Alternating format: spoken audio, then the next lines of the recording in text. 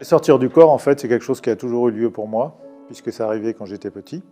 On n'en parlait pas parce que tout simplement il n'y avait pas d'écho dans la famille et dans l'environnement. On n'en parle pas à l'école, on n'en parle pas entre camarades, on n'en parle pas au sein de la famille. Donc l'enfant apprend assez vite à garder ses expériences pour lui et ne les comprend pas forcément. J'ai éprouvé cette sensation curieuse de me détacher et de voir le plafond m'arriver en pleine figure. Après, je pouvais voler. J'allais à droite, à gauche, sur les toits, visiter les voisins. Mais j'y pensais beaucoup. Avant d'aller me coucher, je désirais que ça se reproduise. J'étais vraiment très, très fort chez moi. Mais comme il n'y avait pas d'explication, d'écho autour de moi, j'ai appris tout de suite à ne pas en parler. J'étais sûr que c'était un truc réel, puisque j'ai ramené un certain nombre de fois des choses qui sont objectivement impossibles à savoir, et je le savais par ce moyen-là. Donc, à l'évidence, c'était un moyen de connaissance directe, donc c'était réel. Mais évidemment, je n'en ai jamais parlé à mes parents, j'en ai parlé plus tard, quand j'ai pris conscience du phénomène, quand on me l'a expliqué, entre guillemets. Et évidemment, j'en parlais pas dans ma vie professionnelle, ça va de soi. J'aurais pas fait la carrière que j'ai fait si j'avais raconté la moitié du cinquième de ce que j'explique aujourd'hui. Donc pendant longtemps, j'étais un individu lambda, un cadre sup dans les boîtes où je suis passé. Les choses n'étaient pas faciles, on travaillait beaucoup et je me débrouillais plutôt bien. Mais je scindais les deux. Donc c'est à l'occasion de la publication du livre qu'il a fallu montrer son visage. Le livre, si tu veux, il est structuré autour de deux idées. On est des créatures spirituelles, il faudrait que les gens le vérifient directement. On abandonne les systèmes de croyance, on vérifie. La croyance peut nous faire croire n'importe quoi. On croit à une chose le mardi et le mercredi, on a changé d'avis parce que ça repose sur rien de solide. Donc l'expérience directe, c'est la chose qui nous permet vraiment de savoir ce qui est réel et ce qui ne l'est pas. Premier point, on est des êtres spirituels. Qu'est-ce que ça veut dire? Qu'est-ce que ça implique? Ça veut dire qu'on ne disparaît pas après la mort du corps physique, par exemple. C'est quand même assez sympa. Le deuxième point, c'est qu'on n'est pas tout seul dans l'univers et on n'est pas tout seul sur cette planète. Et c'est fichtrement important. Je suis marqué chaque fois que je fais un voyage. C'est tellement différent à chaque fois. C'est pas comme une pièce de théâtre que tu aurais l'impression de revoir d'une manière ou d'une autre à chaque fois. C'est sans cesse renouvelé, c'est surprenant à chaque fois. C'est ça qui est fabuleux. Ça peut se produire absolument n'importe quand, dans la mesure où le corps est dans un état de léthargie supérieur au sommeil. Il y a des techniques, bien sûr, il suffit d'aller sur Internet, il y en a un million. Mais à la base, c'est vraiment d'autres choses de ce genre-là. C'est d'abord prendre conscience qu'on n'est pas des créatures uniquement physiques, que le physique est un mode une sorte de véhicule, en fait, dans cette dimension-là, qu'on peut le quitter. Et pour ça, il faut se déprogrammer de tout ce qui nous a été enseigné directement ou indirectement par notre culture, cette culture actuelle. Voilà, c'est le premier point. L'autre point, le deuxième point fondamental, c'est d'avoir l'intention de le faire. Une fois qu'on a compris qu'on peut le faire, c'est d'en avoir l'intention. Et après, la technique suit, quelle qu'elle soit, elle fonctionnera. Tu vas voir les choses comme tu les vois ici, avec beaucoup plus d'acuité. Tu vas voir, par exemple, les mouvements browniens à l'intérieur des objets, l'agitation moléculaire, tu vas voir des émanations qui émanent de ces objets. Tu vas voir, même dans la nuit physique, tu vas voir une lumière qui est diffusée par toute chose, une espèce de crépuscule. Ça, c'est uniquement si tu es dans la dimension physique. Si tu montes dans les dimensions supérieures, tu vas distinguer les choses à encore plus d'intensité, parce qu'il y a plus de lumière. Et avec des nouvelles couleurs, tu as un spectre de perception qui est plus large qu'avec les yeux physiques. Donc tu vas avoir des gens qui sont sur le plan astral, et tu vas avoir des gens qui sont sur le plan physique. Quand tu es dans la dimension physique ou très proche de la dimension physique, tu verras les deux en même temps. Tu vas voir des décédés qui restent dans le coin. Alors il y en a partout. Toujours une frange de la population de décédés qui décide de rester dans le coin un bout de temps. Alors ça peut être quelques semaines, quelques mois, quelques années, pour différentes raisons. Mais bon, je ne vais pas leur faire leur psychanalyse, mais apparemment ils aiment le coin, ils y restent. Moi, ça me paraît bizarre, mais bon, j'arrive pas à m'y faire, mais c'est comme ça. Tu vas voir tout ce que tu as envie de voir. Et l'univers est beau, alors cet univers-ci, il y a plein de choses à voir. Mais dans les autres univers, il y a énormément de choses à voir également. Donc, tu comprends ce que c'est que l'infini. Donc, on voit un tout petit morceau de l'infini. Donc, on a envie de l'explorer, de comprendre, de rencontrer des êtres intelligents. Il y en a plein partout. Ça grouille. Si tu sors, tu les vois, ou si tu es clairvoyant, tu les vois. C'est-à-dire qu'il y a des gens très nombreux qui peuvent voir le champ énergétique et les créatures énergétiques. Fait de matière vitale, fait de matière énergétique. En Nouvelle-Calédonie, j'en ai croisé, j'ai croisé des gens qui le vivaient, qui le voyaient normalement. Enfin, ça faisait partie de leur vie quotidienne. Dans toute l'humanité, sur toute la planète, c'est comme ça. Il y a des gens qui ont cette aptitude naturelle, elle n'a rien d'extraordinaire. Il s'agit d'élargir son spectre de perception, exactement comme une caméra a un spectre. Elle peut aller dans l'infrarouge, ultraviolet. Bon, voilà. Les êtres humains ont un spectre plus ou moins large. Il y en a qui ont un spectre large et puis ils voient ça. En fait, le monde physique n'est pas le monde le plus bas. Il est quelque part sur le vecteur vibratoire. Je ne sais pas où il est exactement, mais il y a des mondes inférieurs qui vibrent plus bas. Il y a des mondes supérieurs qui vibrent plus haut. Je le sais parce que je suis allé dans les deux. Au fil des années, j'ai fini par comprendre qu'il y avait un paramètre. C'est l'intensité et la variété des couleurs et de la lumière qui fait qu'on peut se dire je suis vibratoirement dans tel ou tel niveau. Voilà. Dans les mondes inférieurs, on a moins de lumière, on a le bleu qui disparaît, on a des couleurs qui sont de plus en plus ternes, des couleurs qui sont sales. Et dans les mondes supérieurs, on a de nouvelles couleurs qui apparaissent. Et la lumière est beaucoup plus intense. Plus on monte, plus c'est intense. Au point que si on avait des yeux physiques, ils ne résisteraient pas. Hein. Ce ne serait pas possible. Dans ce monde-ci, on a une certaine inertie du monde physique, mais il y a quand même des gens qui sont capables d'agir sur la matière directement. Dans les mondes inférieurs, ça a l'air d'être beaucoup plus difficile, même pour se déplacer, c'est difficile. Il y a des entités qui jouent avec nous, elles ont différentes méthodes pour nous casser les pieds, elles nous font peur et commencent par nous faire peur. Ensuite, elles nous enferment, je me suis fait enfermer un paquet de fois.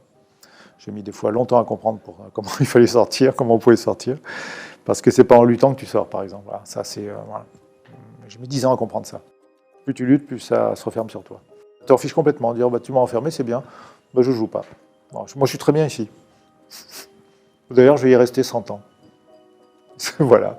Et l'entité qui veut s'amuser avec toi, parce qu'elle joue avec ta peur, avec ton envie de sortir, eh ben, elle n'a plus envie de continuer, parce que tu ne joues pas. Tu ne joues pas dans son jeu. Il y en a d'autres qui sont capables de te priver d'énergie en te plombant, par exemple, en te rajoutant de l'énergie vitale. Tu es obligé de retourner au corps physique. Donc, ils sont très très malins, ils s'amusent bien. Un peu comme on s'amuse avec une fourmi qui se balade sur le sol, quoi, tu vois. Moi, j'ai eu beaucoup de mal à comprendre pour faire 10 mètres comment j'avais déployé autant d'énergie pour avancer de 10 mètres. Tu vois. Je savais qu'il y avait des entités qui habitaient ces curieux bâtiments que je voyais un petit peu plus loin. Je n'ai pas réussi à y aller, c'était beaucoup trop difficile pour moi. On a l'impression d'être pris dans une espèce de gelée, une espèce de poisse. Enfin, moi, quand j'y suis allé, c'était ça, et c'était vraiment pénible. Alors que dans le monde physique, on se déplace facilement. Et dans les mondes supérieurs, alors là, c'est la grande liberté, c'est génial. C'est un peu comme si on était du côté de l'inertie en bas dans les mondes inférieurs, du côté de l'énergie dans les mondes supérieurs. On oscille entre ces deux positions, fonctionnant donc en circulant sur le vecteur vibratoire. Plus on monte dans les fréquences, plus la pensée, le mental peut s'actualiser de manière réelle autour de nous. C'est-à-dire que dans les mondes supérieurs, et c'est ce qui est dit dans le Bardo Todol par exemple, si on crée quelque chose dans l'esprit, il apparaît instantanément autour de nous. On pense à un lion, il va être là. Mais vraiment en super haute définition et en 3D. Plus on descend dans les échelles vibratoires, plus on a de l'inertie et l'univers répond difficilement à la pensée. Plus on monte et plus c'est le contraire. Voilà. Ce qui fait qu'après le décès du corps physique, on risque d'être confronté à ce pouvoir de création extraordinaire de l'esprit. Et c'est ce que dit le Bardo Todol. Le Bardo Todol, le livre des morts tibétain, ne dit que ça. Il ne fait pratiquement dans chaque chapitre que rappeler cet élément-là. Tout ce que tu vois, ça a beau être extraordinaire, c'est la projection de ton propre esprit. Mais l'univers, dans les univers supérieurs, ils ne sont pas uniquement ça. Il y a une réalité objective qu'on appelle consensuelle. Apparemment, ces univers ont été créés par consensus d'un certain nombre d'êtres qui sont passés avant ou qui sont toujours là. Et la réalité est construite comme ça. La réalité, elle est mentale, on finit par le comprendre. Après la mort du corps physique et de la contrepartie énergétique du corps physique, tu vas exactement là où ton état de conscience te prédestine. C'est un peu comme si tu émettais une certaine fréquence, et ben cette fréquence que donne ta conscience va aller s'harmoniser avec un monde qui a le même genre de fréquence. Donc voilà, tu vas tout droit à l'endroit où tu as demandé à aller, en quelque sorte. Si tu es plein de haine, d'amertume et tout ce que tu veux de ce genre-là, tu imagines que tu ne vas pas aller au paradis comme ça. Il y a une partie de la personnalité que tu penses être toi qui est restée dans le corps de chair, oui. Une partie de cet ego pour faire fonctionner l'incarnation, hein. C'est le super logiciel de l'incarnation, l'ego. Et moi, je ne suis pas du tout de ceux qui pensent qu'il faut tuer l'ego, ce genre de truc. C'est un peu comme de vouloir tuer le logiciel de ton ordinateur. On dirait, si tu veux qu'il marche, il faut garder le logiciel. Après, bon, naturellement, quand tu n'en auras plus besoin, à la mort du corps physique, tu vas adopter autre chose. Voilà. Tout est une affaire de rappel à la mémoire. Il y en a qui mettent un bout de temps, hein, mais pour beaucoup de gens, ça revient très vite.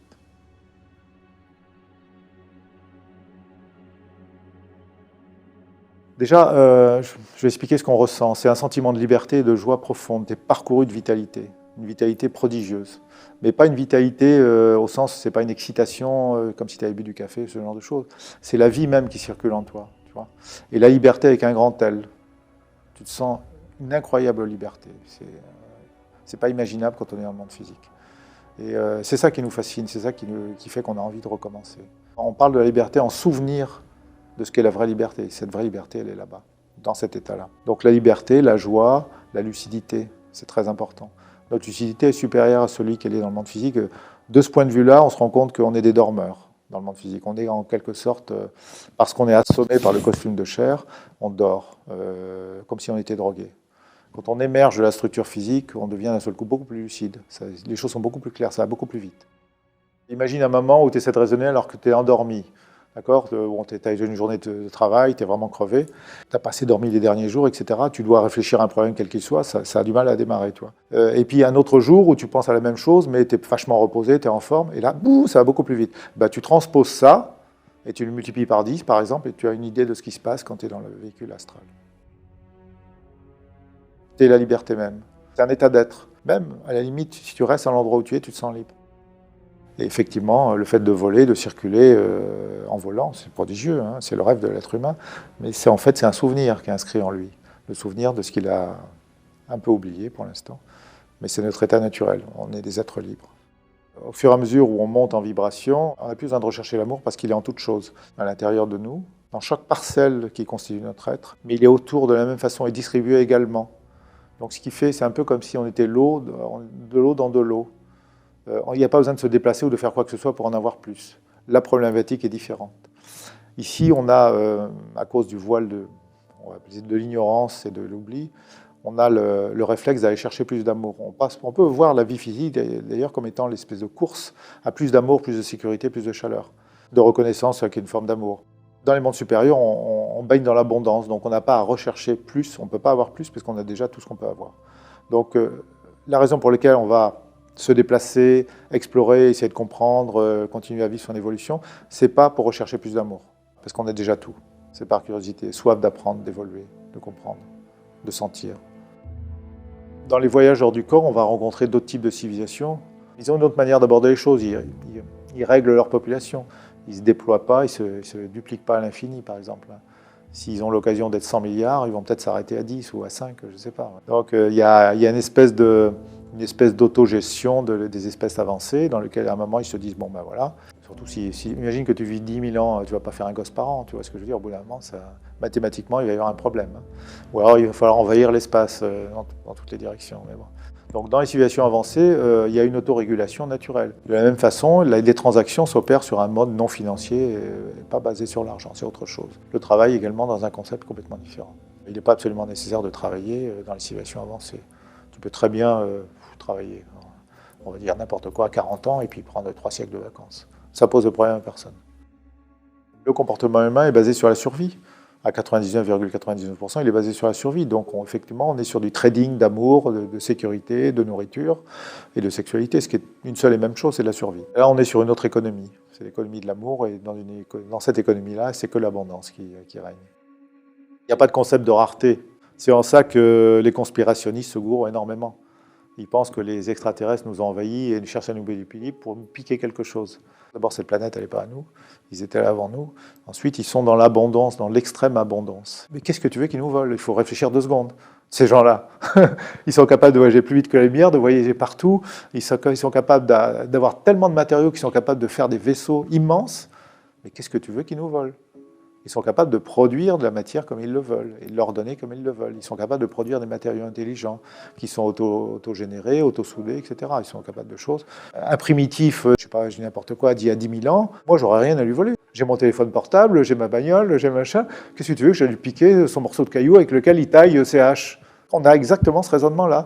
Les gens qui sont sur cette idée de conspiration, qui viennent nous voler de l'or ou nous mettre en esclavage. Si les visiteurs voulaient nous faire chier, on le saurait immédiatement. Hein. À l'instant où ils décideraient, le résultat serait là. Donc, pareil, si vous voulez nous conquérir, nous anéantir, ça se ferait en quelques minutes, voire moins de temps que ça. Je pense qu'ils pourraient nous anéantir la totalité de la population terrestre en quelques minutes. Ça ne leur poserait aucun problème technique. Après, quand on sait comment ils raisonnent, on se rend compte qu'ils sont beaucoup plus humains que nous. On voit que leur technologie leur permet de voyager dans les dimensions, puisqu'ils sont capables de sortir et rentrer dans le monde physique, et on les rencontre effectivement dans les fréquences supérieures. Et là, on voit leurs vaisseaux. Tous les voyageurs hors du corps, ceux qui voyagent fréquemment, les voient. Il y a des gros trucs, il y a des petits trucs, il y a des petits machins, ils ont des sondes, des fois je suis allé fourrer mon nez dans leurs trucs, tu te demandes comment ça marche, je ne comprends pas forcément. Il y a des machins, il y a quelques temps, j'ai vu une de leurs sondes, comme ça je l'ai rattrapée, j'ai regardé, il n'y avait rien dedans, enfin quasiment rien. Il y avait un petit dispositif rouge là, parce qu'on voit l'empreinte de l'intention de ceux qui l'ont bâti. Et ce dispositif permettait de faire énormément de choses, mais il était prévu pour s'autodétruire en cas de chute de l'objet. C'était une sonde de type sphérique comme ça. Il n'y avait rien dedans, on se demandait comment ça volait ce truc-là. Donc c'est un exemple, hein. J'ai vu des vaisseaux qui sont de très très bonne taille aussi. Hein. C'est une question vraiment de fréquence. Si tu es très très proche de leur vibration de base, bah, tu es solide pour eux, ils peuvent te toucher. Si tu es un peu décalé, bah, tu es comme un fantôme pour eux. Ceux qui sont là sont soit en visite, soit en balade, ils passent par là et ils vivent leur vie, ils font du tourisme, il y en a certains qui font du tourisme, il y en a qui se ravitaillent, ils peuvent prendre de l'eau, ils peuvent prendre des trucs dont ils ont besoin. L'eau, c'est quand même souvent un constituant dont les gens ont besoin. Il ne faut pas être choqué s'ils prennent un peu d'eau par-ci par-là, ils ne vont pas piquer toute la planète. Hein. L'eau est un produit extrêmement répandu dans l'univers, donc tout le monde se sert, c'est normal. Mais je parle particulièrement de ceux qui sont chargés de gérer la planète dans mon bouquin, parce qu'il y a véritablement des races ici qui sont là pour gérer la planète au sens général, et c'est très loin d'être uniquement l'humanité. C'est pareil quand on pense à la planète, l'être humain confond la planète avec lui-même, mais on n'est pas tout seul sur cette planète. Hein. Il y a quantité d'animaux dont certains sont considérés comme très évolués par les administrateurs de la planète. Alors ils font plein de choses, hein. D'abord ils sont sur le planning d'amélioration de l'être humain, ça comprend beaucoup de facettes, que tu trouveras dans la littérature ufologique, hein, des enlèvements, des examens médicaux, des implants, l'action par le champ énergétique. Ils s'occupent également de toute la géologie et ils créent de nouvelles espèces sur Terre en ce moment même encore. Hein. Ils continuent leur travail de création, de développement. Le R&D fonctionne à plein régime. Et c'est vrai qu'ils ont tendance à intervenir ostensiblement auprès de notre quincaillerie nucléaire, hein, civile ou militaire. Ils nous disent clairement, les gars, on est là, faites pas les cons. En tout cas, pour la Terre, ce n'est pas une bonne chose qu'une usine comme Tchernobyl explose, parce que c'est ce qui a failli se produire, et rende pour des centaines de milliers d'années tout l'environnement incompatible avec la vie. Quoi. Donc bon, ça a été contenu, ils se sont débrouillés. On est comme des enfants qui vont découvrir une technologie qu'on pense maîtriser, mais ils savent très bien qu'on ne la maîtrise absolument pas. Et que les incidents peuvent arriver absolument n'importe où, en France comme ailleurs. Les incidents qui peuvent se transformer en accidents très graves. Donc ça les soucie réellement. Ils détestent notre industrie nucléaire, ils détestent nos armes nucléaires. Ça, chaque fois qu'ils ont une occasion d'en placer une là-dessus, ils le font. Ils se montrent, mais ils n'interviennent pas directement dans nos affaires. Ils laissent les êtres humains se massacrer en permanence. Ils assistent à ça. Ils disent, voilà, telle guerre, tel truc, pour telle raison, tel principe, pour des raisons idéologiques, mais c'est souvent plus pour des raisons de conquête, hein, que les êtres humains se massacrent par centaines de millions. Et ça a toujours été comme ça. Simplement, là, on est plus nombreux, donc il y a eu des massacres. Il y a des massacres, c'est un peu plus important en termes de millions. Mais bon, globalement, il en reste, hein, puisqu'on est 7 milliards maintenant. Donc là-dessus, ils nous laissent faire. Je me demande pourquoi aussi, mais bon... Leur objectif, c'est de nous faire avancer, de nous faire évoluer. On en est dans les 2 premiers siècles de notre développement technologique. Il y a des civilisations qui ont des centaines de millions d'années. Tu imagines le chemin qu'on a à parcourir? On est très loin d'avoir tout compris à tout. On va vivre de grandes évolutions technologiques, même dans ce siècle-là. On est des espèces d'enfants, ils nous considèrent plutôt avec tendresse. C'est très surprenant. Quand j'ai compris ça, j'ai été très surpris parce que c'est pas du tout le regard que j'avais sur moi-même et sur la situation ici, étant immergé dedans. Dans un premier niveau de conscience, on pense qu'on est très intelligent, qu'on sait faire beaucoup de choses. Dans un deuxième niveau de conscience, on voit qu'on est une bande de sauvages primitifs, complètement inconscients. Et on se dit que si l'humanité était détruite, ça serait peut-être pas une mauvaise chose pour le cosmos. Et en troisième lieu, on se dit qu'il y a des gens très avancés qui nous considèrent avec tendresse à l'intérieur de toutes nos erreurs et qu'on va avancer quand même. Voilà. Donc, encore une fois, tout dépend de l'endroit où je me situe. Mais, je peux me situer aux 3 endroits en même temps. Hein.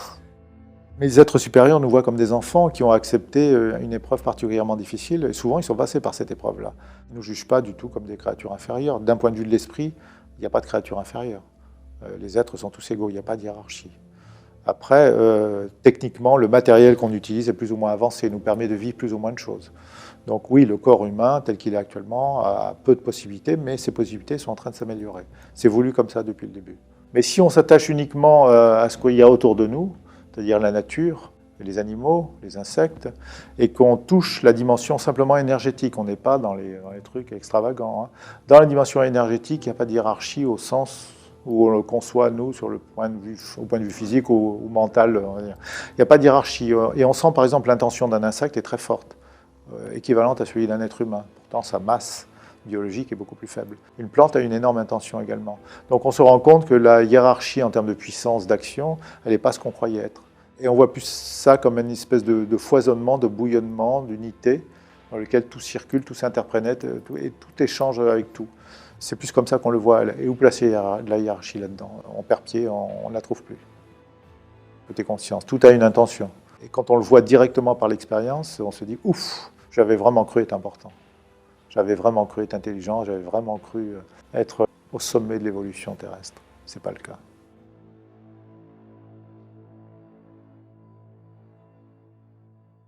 Ça dépend du bec que tu as en face de toi. Tu vois ce que je veux dire? C'est exactement comme si tu posais la question, tu es parti en Australie, tu as rencontré des gens, c'était comment? Ça dépend de qui j'ai rencontré, il y a de tout, hein. Ils ne sont pas tous taillés dans le même modèle, tu vois. Tu as de tout, tu as des gens qui nous adorent, très schématiquement, tu as des gens qui pensent qu'on est vraiment une bande de sauvages, et que bon, bof, bon, il applique les ordres, mais bon, c'est pas un fanatique de la race humaine non plus, tu vois, terrestre.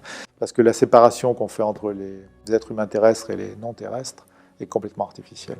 On a tous été des êtres et des extraterrestres, si on veut utiliser cette terminologie-là, et on le sera tous à nouveau après notre cycle d'incarnation terrestre.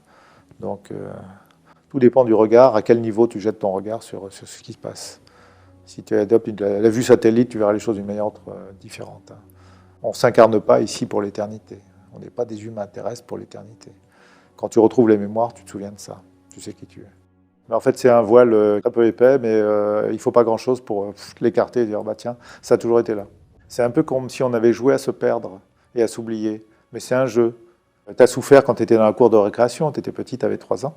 Et puis, mais regarde cette même scène de l'endroit où tu te trouves maintenant et avec ton âge actuel. Tu verras les choses autrement. Donc, tu observes bien la même chose, mais d'un point de vue différent. Et bien ça change tout. C'est le point de vue qui compte. On peut tellement inventer de jeux, on en a inventé une infinité. Un de nos jeux, c'est celui-ci. C'est rigolo, on a joué à se perdre et à s'oublier.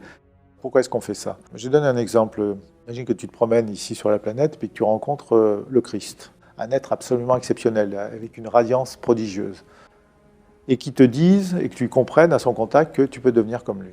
Eh bien, tu n'as pas pensé qu'à un truc, c'est à devenir comme lui.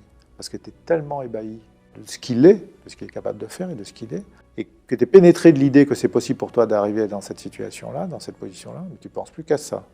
Eh bien, voilà une des raisons pour lesquelles on s'incarne et on vient ici. C'est-à-dire qu'on a rencontré des gens hautement évolués, qui nous ont sidérés littéralement, qui sont capables d'avoir un spectre de circulation dans les dimensions qui est beaucoup plus grand que le nôtre. Ça, c'est un point très important. Je parlais de la liberté, mais plus ton spectre est grand, plus tu es libre. Tu vois. Et ils viennent de régions qui sont inaccessibles. Donc ils nous visitent de temps en temps, tu les rencontres. Et quand tu les rencontres, tu te dis « Waouh, c'est impossible que je ne me batte pas pour arriver à leur niveau ». Tu as une espèce de modèle dans lequel tu te dis « Mais évidemment, il faut que je devienne comme ça. Il faut que j'aille dans cette direction-là ». Hors du corps, tu vois par moments des gens qui viennent des mondes supérieurs. Ouais. Pour te le décrire en 2 mots, c'est la somme des choses les plus belles qui sont en nous. Donc de l'intelligence, de la sensibilité, de la sagesse. Et en même temps, ils sont aussi frais qu'un enfant de 2 ans. C'est incroyable. C'est tout en même temps. D'un certain point de vue, tous les êtres humains qui sont incarnés ici sur cette planète, même s'ils sont des sales types, sont des héros. Parce qu'il faut être très très courageux pour accepter ce type d'apprentissage. Donc, du point de vue, quand on se met à râler pâquerette, il y a des salopards, il y a des gens qui tuent, qui massacrent, etc. Mais on a été souvent des gens comme ça, dans nos vies passées. Une fois qu'on a retrouvé la mémoire, moi, je n'ai pas étalé dans mon bouquin les vies dans lesquelles j'ai massacré beaucoup de gens, mais je l'ai fait. Et donc, j'ai été tour à tour un sale type et je fais partie des gens qui ont été massacrés. Le bien et le mal, c'est une question de point de vue. Alors, ça ne veut pas dire que tout est permis, ça ne veut pas dire qu'il n'y a pas de choses positives et pas de choses négatives, mais c'est beaucoup une question de point de vue, malgré tout. Je reprends l'exemple de la cour de récréation. Quand on était enfant, il y a des choses qu'on a jugées comme étant bien ou mal, voire extrêmement bien ou extrêmement mal. Mais avec le regard que nous avons, nous, qui sommes des adultes, on peut juger les choses d'une manière entièrement différente. Or, ça nous paraissait vraiment, sur le coup, fondamentalement extrêmement bien ou extrêmement mal. Et dans les mondes supérieurs, ces notions de bien ou de mal s'effacent pour faire la place à autre chose, à plutôt une variété de sensibilités qui est absolument immense. On a tendance à raisonner de manière très binaire dans le monde physique, de manière très très simpliste. Or, le monde et la réalité de manière générale, elle n'est pas blanche ou noire, elle est plutôt grise, plutôt variée. Penser en binaire, c'est commode, c'est comme ça que ça fonctionne, pour la survie. Je rencontre quelqu'un dans la jungle, c'est ennemi ou ami, d'accord, binaire. Est-ce que je dois fuir, est-ce que je dois combattre? Mais la vie, la réalité, c'est beaucoup plus compliqué que ça. Ah bah, ils vivent leur vie, ils ne sont pas scotchés à toi non plus 24 heures sur 24. Qu'est-ce que tu ferais si tu étais à leur place? Les miens, en tout cas, auxquels je suis habitué, ils passent de temps en temps. Quand ils me parlent, en général, j'en fais qu'à ma tête. C'est comme ça, c'est les relations qu'on a pour l'instant. Depuis quelques temps, j'obtempère un peu plus à leurs conseils. Mais ils savent très très bien faire les choses, ils nous connaissent très bien. C'est des amis, moi je les vois plutôt comme des amis, des gens qui sont en général, qui viennent des mêmes régions que nous, avant l'incarnation, qui nous donnent un coup de main. Après, il y a aussi des anges, il y a des êtres de toutes sortes qui sont là, ça existe réellement. Quand j'en ai vu, j'étais bien étonné. La première fois que j'ai vu un chérubin, je le raconte dans le bouquin, j'ai cru que c'était une blague, que quelqu'un m'avait fait une blague astrale. J'ai essayé de dissoudre la création en disant, mais c'était pas. J'ai essayé une fois, 2 fois, en y allant aussi fort que je pouvais, mais le truc était, voilà, c'était pas une création. Il nous aide un peu comme tu tiens un enfant par la main. Le gamin, il a 2 ans, il apprend à marcher, tu le guides, tu as beaucoup d'affection pour lui, tu vas le voir. Tu sais qu'il va faire plein d'erreurs, le gamin, mais tu l'accompagnes avec tendresse. Ben, c'est pareil. Ils ont beaucoup d'humour. C'est une de leurs caractéristiques. Alors, il faut bien faire la différence entre les parasites énergétiques et les copains qui nous aident. Les parasites énergétiques ont toujours le même vocabulaire. Enfin, actuellement, ils vont peut-être en changer, mais actuellement, c'est t'es un élu, t'as été choisi, t'as une mission, t'es quelqu'un de vachement important, et tu vas sauver du monde, tu vas sauver des âmes, par exemple, ce genre de truc, tu vois. Alors, c'est top, ça. Ça, c'est le parasite parfait qui s'exprime, qui te manipule. Voilà, si quelqu'un dit « moi, je suis un élu », c'est bon, t'as compris. Il n'y a personne qui a une grande mission. Il n'y a personne qui est un élu. Pourquoi il le serait? Voilà, il faut réfléchir 2 secondes. Ça ne fonctionne pas comme ça. Effectivement, pour nous pomper un certain type d'énergie, ils induisent en nous un certain nombre d'objets mentaux, d'images mentales, pour nous conforter dans la production d'un certain type d'énergie. Donc, une de leurs manières habituelles de fonctionner, c'est ça, c'est nous générer de la frustration, de la peur, de la colère. Ils se nourrissent de ça pour une partie d'entre eux, encore une fois. Dans l'écologie énergétique, certains se nourrissent avec ce qui sort de l'être humain énergétiquement, et d'autres ne font pas partie du cycle de consommation de l'être humain, si tu veux. Ils ne se nourrissent pas de nous. Mais en tout cas, un certain nombre nous manipulent pour ça, et c'est les vrais manipulateurs de l'humanité. Ce n'est pas les extraterrestres. Ce sont les entités énergétiques qui sont, pour qui on est une proie. Même si tu n'as pas peur, la plupart des gens n'ont pas peur de ça, ils ne savent pas que ça existe. Donc, ils sont quand même parasités, donc, plus ou moins, suivant les personnes. Donc, il y a des véritables moyens de se déparasiter. Il y a des méthodes qu'enseigne, par exemple, l'IAC avec les anneaux énergétiques, par exemple, pour se débarrasser de certains parasites, puisque d'autres sont profondément ancrés comme s'ils étaient enracinés dans la structure énergétique. Tu vois. Des parasites peuvent se déguiser en amis, donc il faut faire attention. Chaque fois que tu es flatté, chaque fois qu'ils te croient, enfin qu'ils arrivent, qu'ils essayent de te faire croire que tu es un élu, c'est leur truc habituel, hein, que tu es particulièrement choyé, que tu as été choisi, tu fais partie d'une espèce d'élite. C'est typique, hein, ils entendent des trucs, ils entendent des voix, mais ils entendent vraiment. Mais qui leur parle? Et c'est pas parce que le mec il te dit des trucs qui sont vrais. L'entité te dit des trucs, parce qu'elle a la connaissance énergétique, donc elle est capable de voir ce que tu as dans la tête, ce qu'un tel a dans la tête, donc elle est capable de te révéler des secrets. Et elle a aussi ce que j'appelle la vision au devant. Quand la conscience évolue, elle se souvient de qui elle était. Elle éclaire loin en arrière, plus ou moins loin, mais elle éclaire aussi au devant. Donc ces gens-là, ils éclairent naturellement au devant, ils voient les événements qui vont se dérouler dans les prochaines heures, les prochains jours. Il suffit de transmettre l'information au pauvre gars là, qu'on veut influencer. Dans 2 jours, il va se passer ça. Voilà. Ça donne du pouvoir à la personne, ça donne du pouvoir à l'entité. Elle emprisonne la personne qu'elle influence de cette manière-là. Parce que c'est pas parce qu'elle raconte des trucs justes, que personne ne peut savoir, que c'est une entité bienfaitrice. C'est souvent une manière de manipuler la personne. Je parlais de nos amis sont dans une toute autre intention, ils sont vraiment là pour nous aider, pour notre évolution. Ils vont agir sur toi de manière directe, en te touchant, en te manipulant énergétiquement, et tu les sens vraiment. Et ils peuvent même te donner un coup de main lors des sorties du corps ou à l'occasion de sortir du corps. Ils m'ont donné un coup de main pour sortir, c'est arrivé plusieurs fois. Et ils m'ont guidé vers des choses qu'il fallait voir et que je ne voulais pas voir, parce que j'ai envie de partir en vacances. Tu vois, j'ai envie de... Non, je ne veux pas aller là, non, tu vas là. Mais je résiste, mais... Alors là, j'ai essayé toutes les prières du monde pour aller à l'endroit où je voulais. Non, ça ne marchait pas. Donc ils t'emmènent voir quelque chose de spécifique, parce que, un peu comme s'ils te prenaient par les épaules. Ils disaient, non, mon petit gars, tu ne vas pas aller par là, tu n'es pas en vacances, tu vas aller voir ça. Parce que... Donc ils font ça, et de temps en temps, ils m'ont donné un bon coup de main pour me tirer, par exemple, d'une prison astrale dans laquelle je m'étais fait enfermer, que je n'arrivais pas à sortir. Une fois, comme ça, ils m'ont tiré, ils m'ont littéralement pris par les épaules, ils m'ont sorti de là. J'étais éperdu de reconnaissance, mais je n'arrivais pas à les voir. J'essayais de les voir autour de moi, je leur dis merci. Je ne les trouvais pas. Ils m'ont tiré de là, point barre. Ils font leur travail, ils t'aiment, mais ils ne te demandent rien. Le contraire d'un manipulateur énergétique. Pour parler de Lucia et de Pandora Star, ce sont des technologies de neurostimulation par ondes lumineuses. Alors en fait, c'est de la lumière blanche que tu regardes les yeux fermés. Ça a un effet sur le cerveau et sur le champ énergétique, de manière pratique. Pour environ 40% des cas, on a autre chose, d'autres éléments, d'autres choses que la psychédélie qui intervient, et on commence à avoir des images qui sont non géométriques, qui interviennent dans la conscience, qui sont vécues comme étant vues directement. Et il peut s'agir de personnages, il peut s'agir de scènes ou de paysages qui sont vus quelquefois en haute définition. Et à ce stade-là, bien des choses peuvent arriver qui sont de l'ordre du spirituel concret. on a quelque chose de concret. On peut rencontrer par exemple son moi supérieur. Je vous donne juste un exemple. Évidemment, ça peut faire rire, ou on peut s'interroger sur la signification. En tout cas, les gens qui vivent ça sont tout à fait intimement persuadés qu'ils ont vécu cette expérience-là, et ça les transforme, et ça les marque profondément. Ça fonctionne sur 95% des gens tout de suite. Sur 5% des gens, des personnes testées, c'est assez lent, c'est plus laborieux. Mais alors on a une série de choses, de phénomènes qui s'installent tout de suite dans la conscience. En particulier des images de type psychédélique qui sont plutôt claires, qui sont plutôt intenses. Et ça va agir pour stimuler le cerveau d'une manière générale. Ça va solliciter des neurones qui sont dormants dans le cerveau, c'est comme ça que je l'interprète, par une profusion d'images et de formes et de couleurs complètement nouvelles.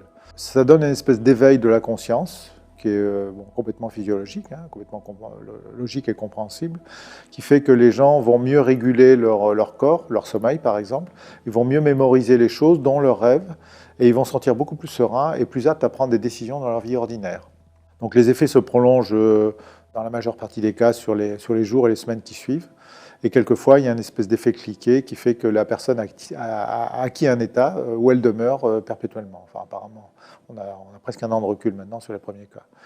Donc il semblerait qu'il y a des mécanismes de transformation également de la personne qui s'opèrent, qui augmentent son niveau de lucidité sur elle-même, donc qui est capable en conséquence de prendre des décisions pour elle-même et pour les autres. De manière concrète, on ne parle pas de théorie ou de dogme quelconque.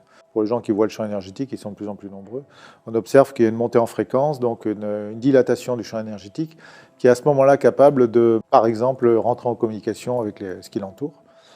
Dans l'état standard de fréquence, le champ énergétique il est assez pâteux, j'appelle ça de la confiture ou de la glu. Dans l'état de superfluidité, il est capable de communiquer avec son environnement, donc les humains entre eux, les humains avec une plante, le sol, le ciel et tout ce que tu veux.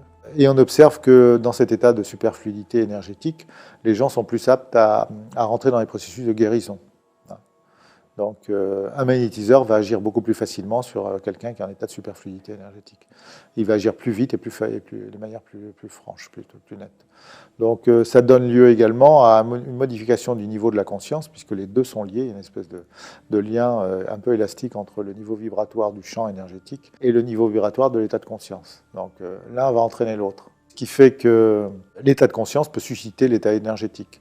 Donc pour moi, ces technologies sont des technologies d'apprentissage ou de réapprentissage des états vibratoires supérieurs. C'est-à-dire que les gens prennent contact avec ces sensations-là. La sensation, c'est la base de l'apprentissage.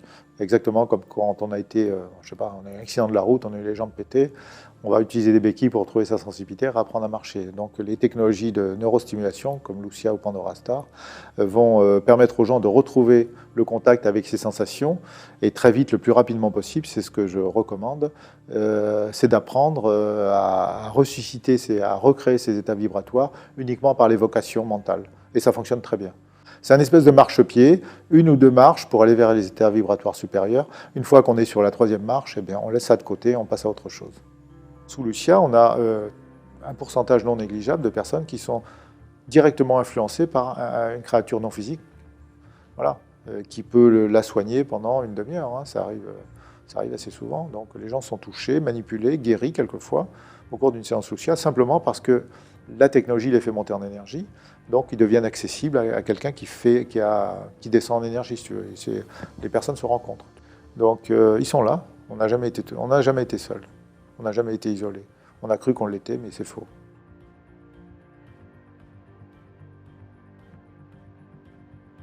Oui, alors il y a beaucoup d'annonces de ce genre-là, de catastrophes annoncées. À l'évidence, c'est dans certains esprits. Ça ne veut pas dire que ça va se produire. Moi, j'ai aucune information, du moins j'ai eu très rarement des informations sur l'avenir. Et quand j'ai eu ces informations, elles ne concernaient que moi en général. Donc les grandes catastrophes annoncées ne se produisent jamais, c'est ce que j'ai tendance à voir. Mais préparons-nous au pire, on ne sait jamais, parce que ça va nous mettre dans une situation d'urgence qui va peut-être nous obliger à changer. C'est peut-être ça la clé du problème. C'est-à-dire qu'on nous pousse peut-être à bouger en nous mettant dans une situation d'urgence, on en a parlé tout à l'heure. Sur l'avenir de l'humanité, globalement, quand on prend un peu de distance, elle évolue, elle est là pour évoluer, et elle va continuer à évoluer. J'espère qu'elle ne va pas détruire la planète ou la biosphère. Bon, il n'y a rien d'acquis, ça s'est déjà produit dans le cosmos, ça se produit régulièrement, qu'une civilisation primitive détruise la totalité de la planète. Donc pour l'instant, apparemment, on ne va pas nous laisser faire et on ne va peut-être pas le faire. C'est ce qu'on souhaite. Ici, on aime bien cette planète, on aime bien ses paysages, sa diversité. On voudrait éviter le gâchis. Je suis plutôt optimiste sur l'avenir. Je pense qu'il va falloir régler les problèmes de population humaine, qu'il va falloir se limiter à un moment ou à un autre, et trouver une autre façon de consommer, trouver des énergies beaucoup moins destructrices pour l'environnement. Je pense que c'est technologiquement à notre portée. Je pense qu'il va falloir laisser apaiser le poids des religions sur cette planète-là, parce que c'est vraiment facteur de division, qu'on a beaucoup de mépris pour la vérité. On voit à la télé ou partout, dans tous les pays d'ailleurs, le politiquement correct, ou plutôt le politiquement correct des gens qui pensent avoir le pouvoir. Les gens ont soif de vérité, se détachent de plus en plus des médias classiques. Ils savent très bien qu'on ne nous dit pas toute la vérité, voire qu'on nous la travestit, même si on est dans un pays libre en France, on voit très bien que les gens ne s'expriment pas correctement et que les journalistes sont peu crédibles. C'est la raison pour laquelle tous les médias alternatifs sont en train de pousser très fort, en particulier parce que les nouvelles générations font un rejet total de l'ancien système. Ils ne lui font absolument pas confiance. Ils n'écoutent ni les hommes politiques, ils n'ont pas la télé, ils ne lisent pas les journaux. Donc ces gens qui pensent avoir le pouvoir, et y compris le pouvoir sur les esprits, se trompent. Le monde change plus vite qu'ils ne l'imaginent. Là, je peux te parler de quelque chose que j'ai vu il y a déjà 20 ou 30 ans, lors d'un voyage. Effectivement, j'ai fait un petit saut dans le temps et j'ai constaté ça. J'ai constaté qu'on était dans un système de communication où il y avait un espèce d'État qui voulait contrôler effectivement l'information, mais il perdait pied très rapidement parce que l'information est diffusée partout en même temps. Je pense que la technologie Internet va se développer encore. Donc on va assister à ça, à une décentralisation du pouvoir. Il va être diffusé partout, parce que l'information, c'est le pouvoir. Et à chacun de faire son choix. Il n'y a pas d'élu, il n'y a pas de hiérarchie, il n'y a pas de mission. Mais il y a des petites choses comme ça qui circulent à droite et à gauche. Ce qu'on a globalement à faire, c'est à faire en sorte que cette humanité continue à avancer, à apprendre, à l'améliorer si on peut. On est dans un monde où de plus en plus il faut se lâcher, il faut accepter les réalités de ces choses-là. On est tellement verrouillé par les systèmes de croyances, la croyance en la division, la croyance en la non-existence de telle et telle chose. Quand on se lâche, les choses arrivent. Voilà. Quand on arrête de se protéger, de toutes les façons possibles, on arrête de se protéger, les choses arrivent. Et moi, je ne parle pas de ça dans le vide, hein, je le vis, je l'ai vécu encore ces derniers jours. Des choses apparemment miraculeuses sont en train d'arriver, en train de m'arriver, et arrivent à des gens autour de moi. Et c'est tout à fait étonnant. Donc ça donne beaucoup d'espoir et beaucoup d'optimisme. Arrêtez de bloquer, c'est ça. Et ce qui vient est surprenant. Et c'est non seulement surprenant, mais c'est puissant. Ça t'emporte. Et puis tu es content d'être emporté.